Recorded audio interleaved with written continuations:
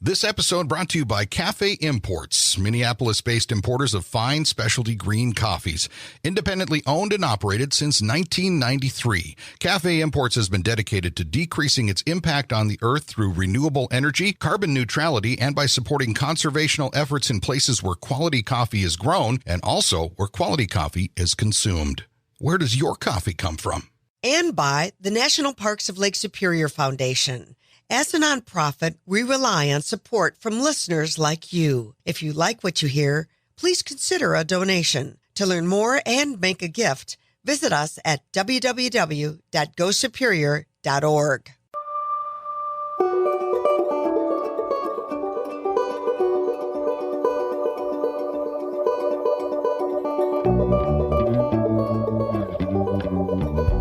Welcome to the Lake Superior Podcast. I'm Walt, Lindala. And I'm Frida, Waara.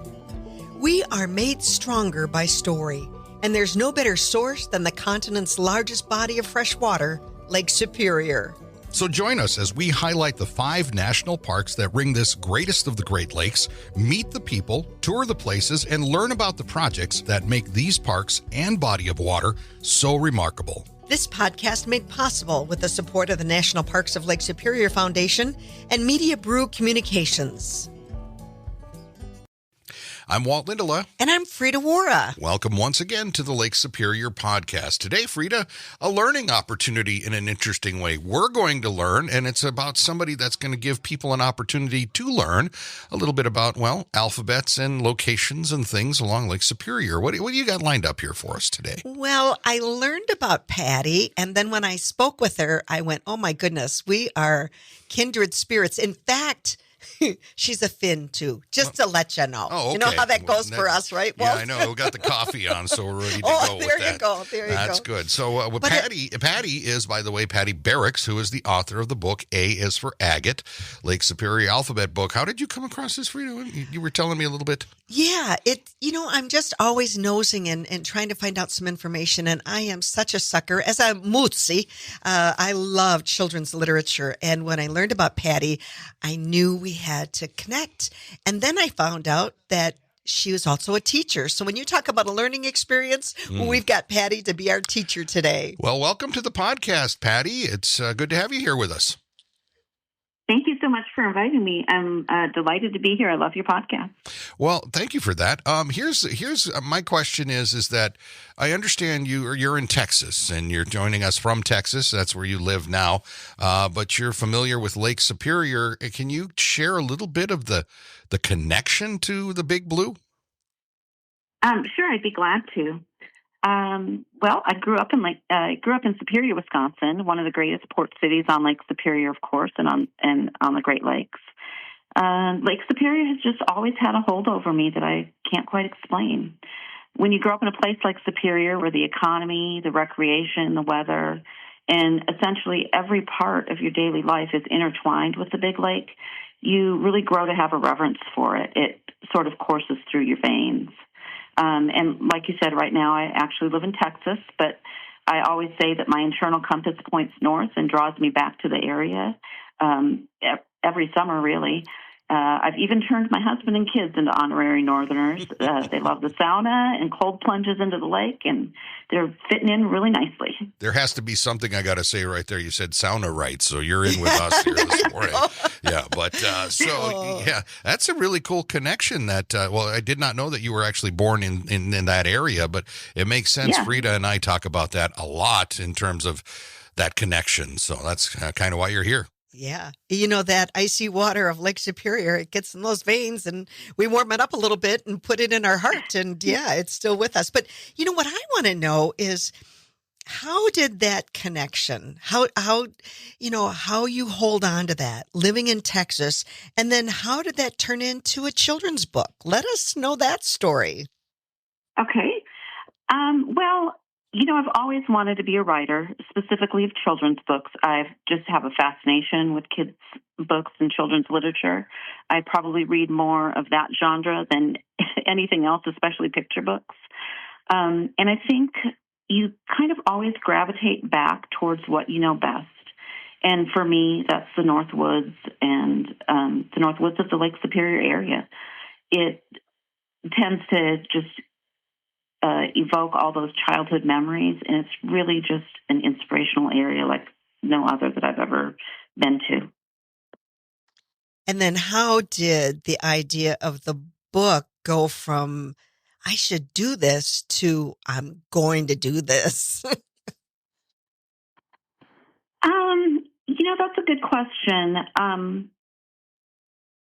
I think, my dad passed away about a year and a half ago, and I didn't want to have this cloud of regret hanging over me that I never pursued my dream of writing.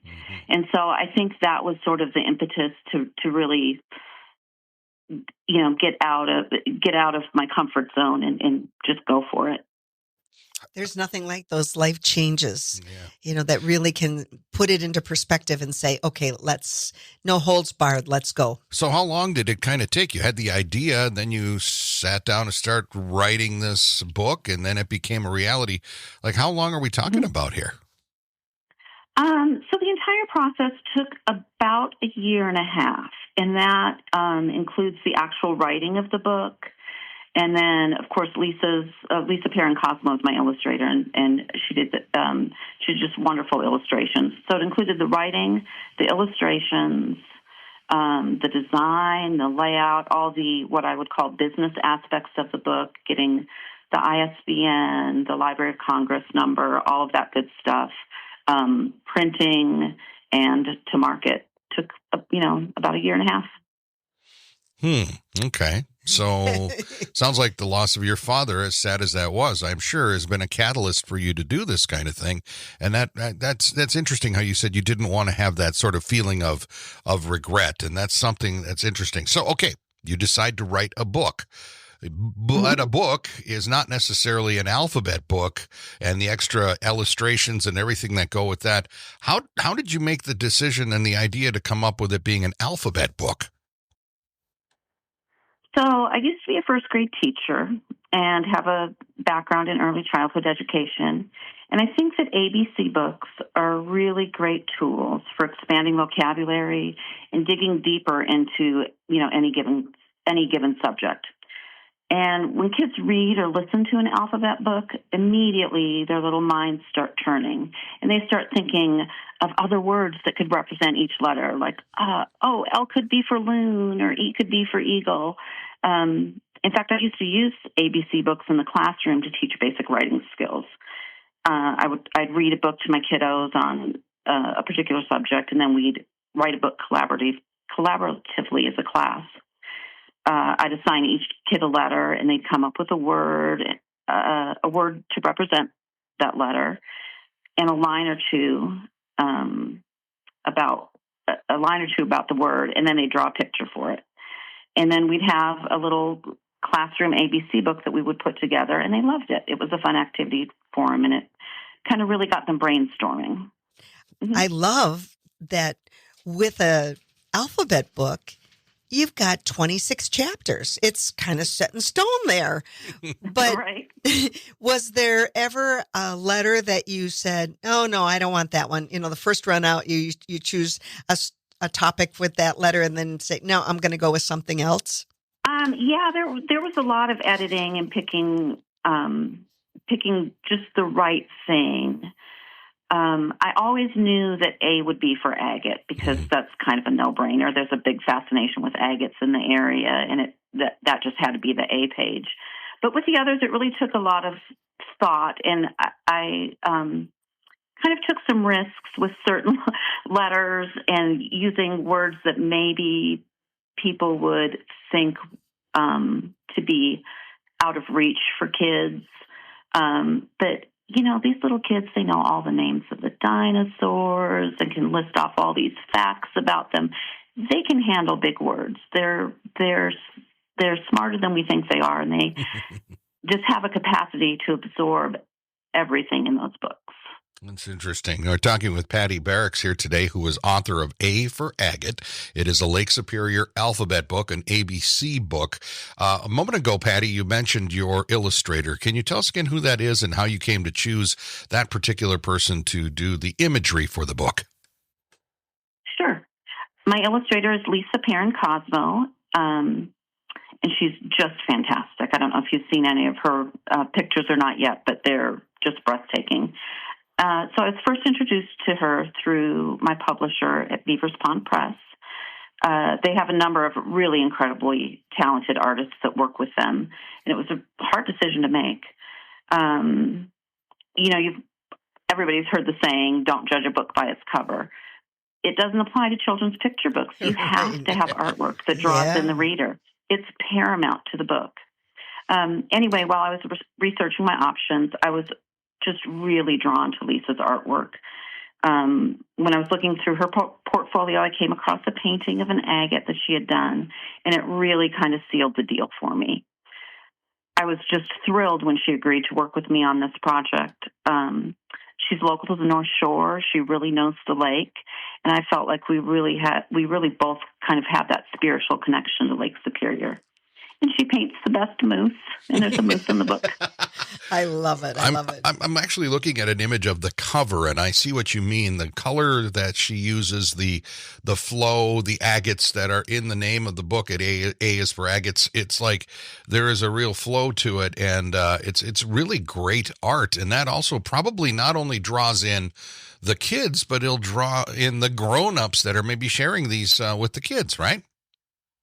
Yeah, absolutely. Her artwork is just fantastic. She just has a real way of making everything kind of come to life. I think that she was, when I looked at some of the pages, I thought, I think she's just reading my mind of exactly how I wanted things illustrated. What a delight. That's got to be such a wonderful marriage of the minds, and, to just be able to sync like that. And then the success is going to come back in so many ways because you have that connection and, make it a parallel type of endeavor so that the artistry and the words are all married together. I like that. But I'm sitting here thinking, what in the world did you use for Q? So Q was a hard one, sort of. But Q is for the Quetico Superior region. Yes. And it is, I will say, a quiet shout out to one of my favorite authors, Sig Olson, whose name is, of course, synonymous with the Quetico Superior region. And for his conservation efforts in the area and for the preservation of the boundary waters, of course. And Lisa did an amazing job of capturing that. It's one of my favorite illustrations in the book. And the question also is then for Z. What did you do there?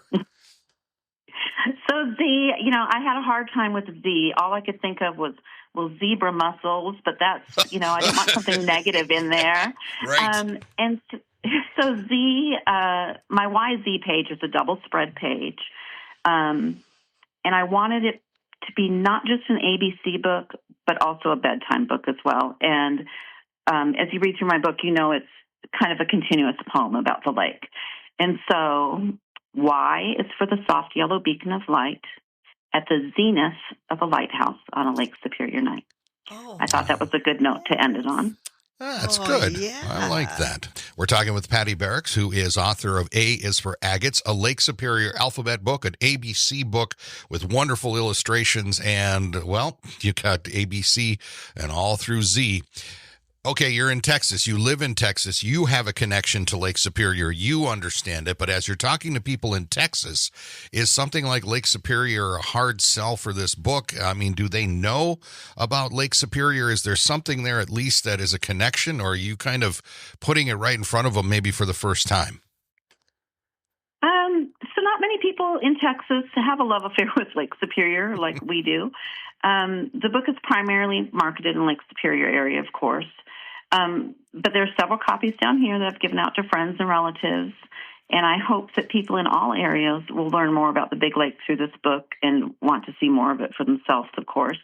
I do have a coworker that when she was looking through the book, she actually was familiar with the Voyagers, which is my V page, and had that little connection. She knew who the Voyagers were, so I think that maybe sparked an interest in that.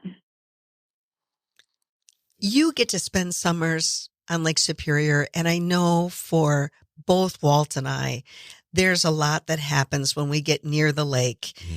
Walt has a great story to tell of musicians that would come to the Blues Fest here. And we've had things where we've had creative types, musicians that are maybe on tour. They're trying to write a new song, a new something, and it's not working. And they'll take a walk by Lake Superior, the shoreline, and they'll kind of go maybe somewhere where it's a little quieter and away from everything. And they come back and the ideas start to flow. I've always said that the big lake brings big ideas. And I'm curious, as you come up here, you say you come to the area at least once a summer if possible. Does the lake inspire you? I mean, does it help to generate ideas and get you when you're looking to write? I mean, what's the energy maybe that you feel in the creative process for you, especially as this writing thing is relatively new for you? Right. I think just the rugged beauty of the lake is inspiring, and there's such a variety of landscapes all around the lake that are a real source of inspiration. There's always something new and unique to experience, and there's so many different moods to the lake, depending on the season and the weather. My husband and I just got back from a trip up there for all of the Edmund Fitzgerald 50th anniversary celebration. And while we were up there, we did some bird watching in Ashland. And there's this little lone pelican there in Schwamagon Bay, just hanging out long after the rest of his group left. And, when I was looking at him, I thought his story would make a great little book. And, I hope he makes it back to wherever he's going. That's good. That's a great example of it right there. Oh, yeah, I do too. Yeah. Patti, as a teacher, why do you think we need nature-based literature for children? I think we need nature-based literature to encourage kids to get outside and explore more. As a society, I think we all suffer a bit from a nature deficit.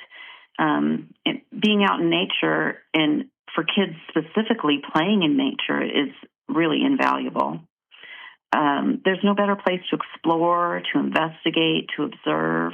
When kids are outside and unplugged and untethered, their stress levels immediately go down. They're less anxious, and they can really learn through investigation and observation. They figure out how to do things independently and creatively. Can I jump across this creek, or should I build a little makeshift bridge with some friends? What's under that rock? That tree makes such a cool noise in the wind. When you think about it, the great outdoors is really the original classroom. Yeah. Amen to that. Well said there. And when you talk about this also, your application of being able to say that, Lake Superior, but then you go to talk to your friends and colleagues in Texas. How do you explain Lake Superior? And it's inherent in us, those of us that are here, but I think of like someone listening to this podcast right now that is on the other side of the planet. They have no idea what, even Lake Superior is, but they're getting into it. How would you, Patti, describe Lake Superior? How do you do it when you're telling the story to folks that don't really know about it? I think when people think of a lake, they think of this placid, calm thing, and sometimes Lake Superior is like that, but it's really a force to be reckoned with. It's just enthralling and rugged and wild and natural, and it does have moods, and it does express itself throughout the seasons and throughout the different months of the year. It's like nothing else. Even when you compare it to the other Great Lakes, and they're all wonderful, there's just something about it that's magnetic, I think. Absolutely. So I'm curious, you mentioned this story, maybe you saw this little inspiration about the pelican there, and maybe it kind of fired up the creative juices again. Do you have another book in the works? As I said a moment ago, and you said this is relatively new to you. Are you thinking of tackling another one? Well, I'm always working on something, and I have a couple that are sort of ready to go, I think, that I'd love to get published when the time is right. We'll see. They're, of course, both have a northern theme running through them, and nature-centric. And, I'd love to get something else going. But it's She's also, not. She's yeah, keeping it yeah, quiet, you're isn't she? you're keeping it close We haven't to had the enough vest. coffee yet, or we haven't gotten her into the sauna yet to Yeah, get the there real you go. story. Start really telling the stories. Okay, so let me ask you this then. And we're talking with Patti Baraks here today, who is an author of A is for Agates. It is a Lake Superior alphabet book. It's an ABC book. Patti, what you mentioned kind of maybe the challenge of some of these, like the letter Q and whatnot. What's your favorite letter from the book with the art and everything that you put together? What is your favorite one? Or tell me. That's a good question. Art-wise, the Emma's the moose that I'm hoping to spy is probably my favorite picture in the whole book. And after that, maybe the K and L pages. K is a kingfisher, and L is for lupins. Okay. So, all right, how do people find out more about the book? Because, I mean, I had a chance to pull it up online and take a look at it a little bit, but what is the best way to maybe get a little bit more info about it, maybe see a little bit about it and get a copy or 2 or 5 or 10? Well, if you're in the Lake Superior area, you can go check it out and pick it up at your local independent bookstore. There's a lot of them around the lake. And I think a few of the libraries have it in the area. If you're not local, then you can order it through itascabooks.com. And they're really good about sending them out right away. Okay. All right. So this will teach a kid. This will teach a grown-up. This will teach everybody about it. What did writing this book teach you? Oh, wow. What did writing this book teach me? But see, this is I'm curious because you were moved to do something. You took the time to do it.